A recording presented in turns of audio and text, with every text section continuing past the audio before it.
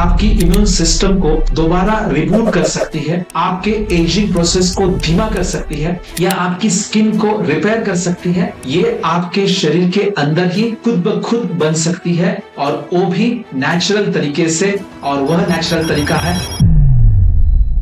सभी को शुभेच्छा, हैप्पी थॉट्स। आज हम बात करने वाले हैं हमारे शरीर की सबसे चमत्कारी सेल के बारे में। उसका नाम है स्टेम सेल। यह सेल वाकई में कमाल की चीज होती है। आप इसे ऐसा समझिए कि यह एक यूनिवर्सल सेल होती है, यानी ये शरीर में कहीं भी जा सकती है। किसी भी खराब या बीमार टिश्यू को यह रिपेयर कर सकती है।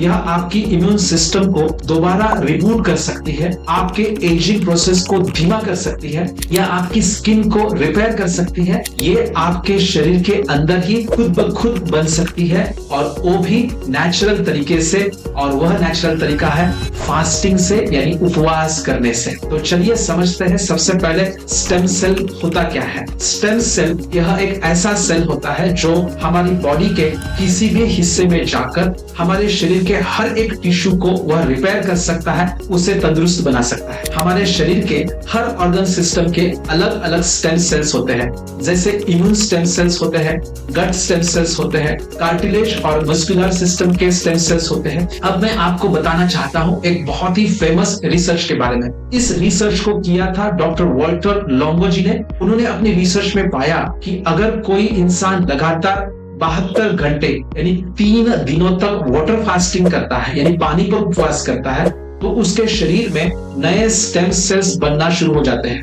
मैंने अपने कई सारे पेशेंट्स में देखा है कि जब वे 2 से 3 दिनों का वाटर फास्टिंग करते हैं तो उनकी स्किन का कलर, उनका टेक्सचर, उनका ग्लो बदल जाता है। उन्हें बिना पूछे ही हमें पता चल जाता है कि वे फास्टिंग कर रहे हैं, शरीर का डिटॉक्स कर रहे हैं।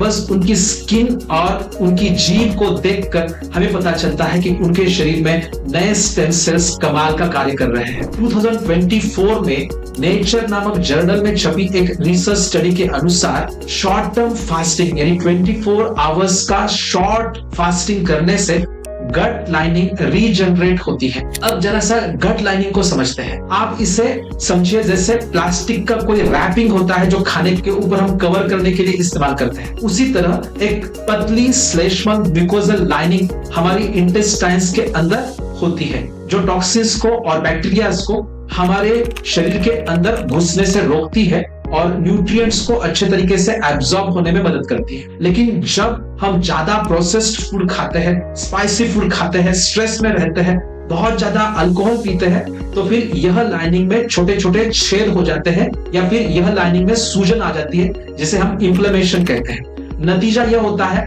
कि हमारे खाने से, हम जो भी अन्न खाते हैं उससे कई सारे टॉक्सिन्स और अनडाइजेस्टेड फूड आइटम्स और कई सारे ऐसे टॉक्सिक चीजें हमारी ब्लड में एब्जॉर्ब हो जाती है और फिर बॉडी पर वो अटैक करना शुरू कर देती है। तो इससे फिर हमारे शरीर में ऑटो इम्यून प्रॉब्लम्स क्रिएट हो जाती है, ब्रेन में इन्फ्लेमेशन शुरू हो जाता है, कई प्रकार की बीमारियां होना शुरू हो जाती है।